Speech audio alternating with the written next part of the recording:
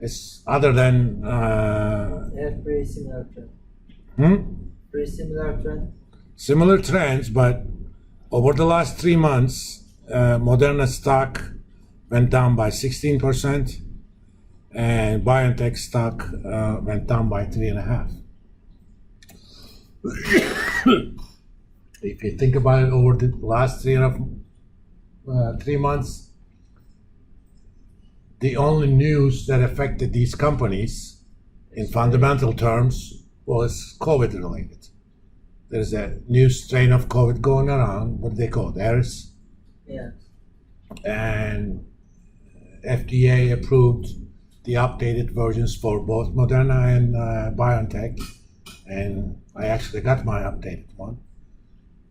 And neither of them have a new product going on. I mean, they have some other clinical trials going on.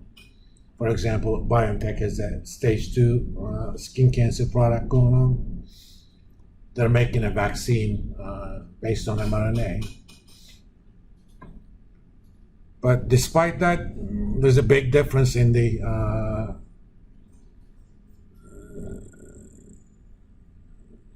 fates of these companies.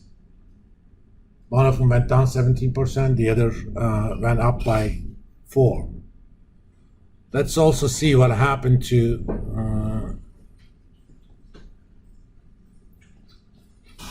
let's see, Euro USD in the meantime.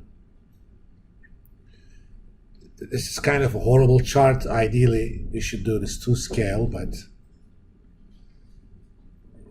the overall tendency is Euro lost in value. In fact, it lost about 4% in the last 3 months.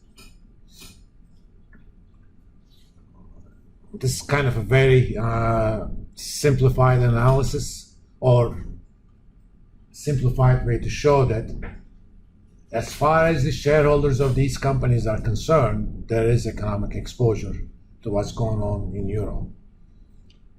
Obviously, when we do this for a living, you look into other indicators as well. But kind of as a first pass, this highlights what's going on. Let's look at another one. Let's look at what happened to yen in the last 3 months or so.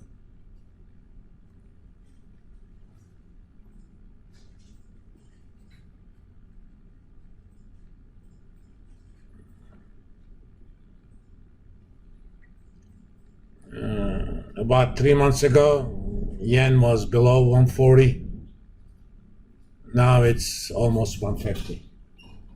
That's roughly 6% decline in the value of yen. So let's look at something similar.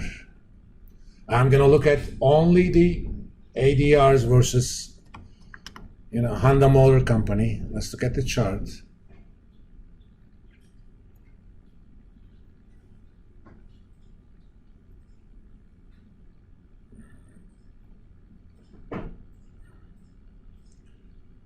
And let's compare it to GM. Honda being the largest, one of the largest Japanese auto manufacturers. GM is the same.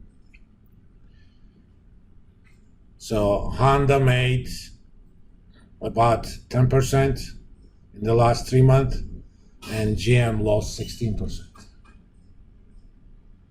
And let's look at the dollar yen.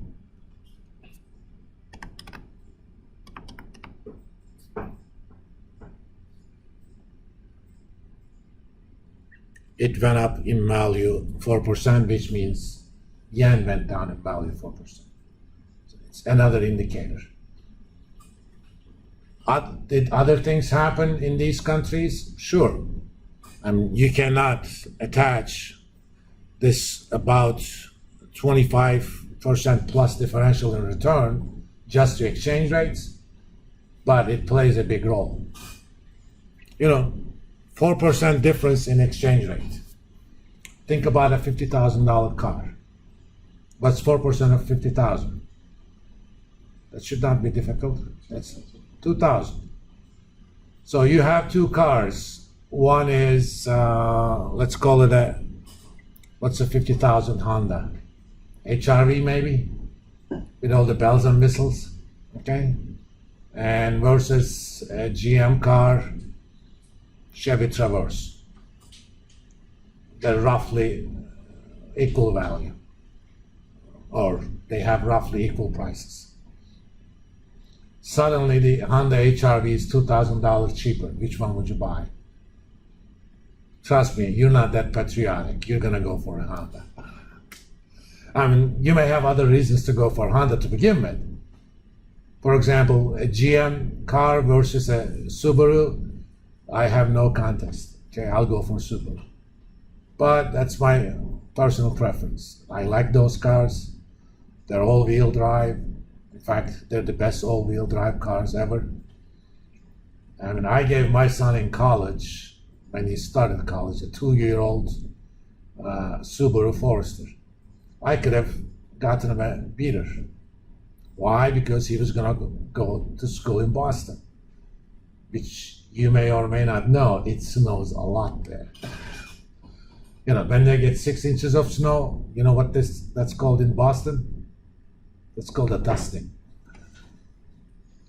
One day I called a friend of mine in Boston. EKU was closed because with 6 inches of snow. I said, you know, I may come up there. It looks like our school is going to be closed for a week. He said, what happened? We got 6 inches of snow. He says, they closed school for a dusting? I went to school for 8 years in Boston. Schools closed only 3 times. 2 of them were ice storms. Ice storms doesn't matter. I mean, you can't drive. Even with a Subaru, it's an adventure. And the other one, we had 15 inches of snow over less than 12 hours. But pretty much in a day and a half, all of that was cleared. But that makes a big difference. The margins in the auto industry are not that high to begin with. So that 4% may not make a lot of difference in industries. For example, let's look at the gross margins for GM and Honda. I mean, I'm putting these to understand the nature of, okay, this is, which company? Honda, okay. And let's calculate the gross profit.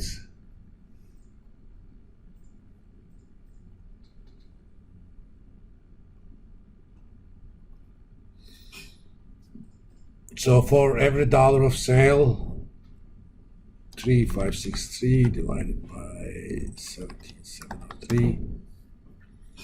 Honda keeps about 20% as profit before worrying about other operating stuff. That's just gross profit. Let's look at the operating margin.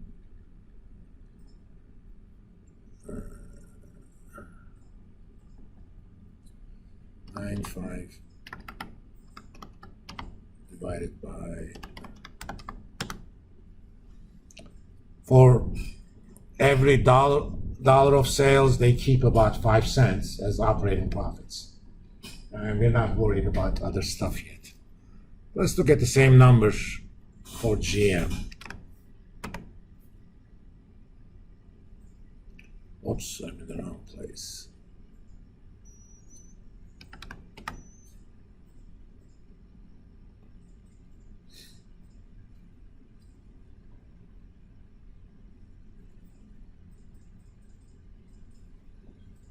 Let's just look at the operating operating margin, I'm sorry.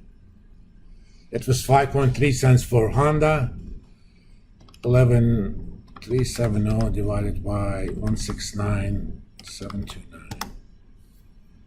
And GM has an operating margin of about 6 6.7 cents. Even though it's much bigger than Honda, they have now reason to worry. Let's go back to that chart again.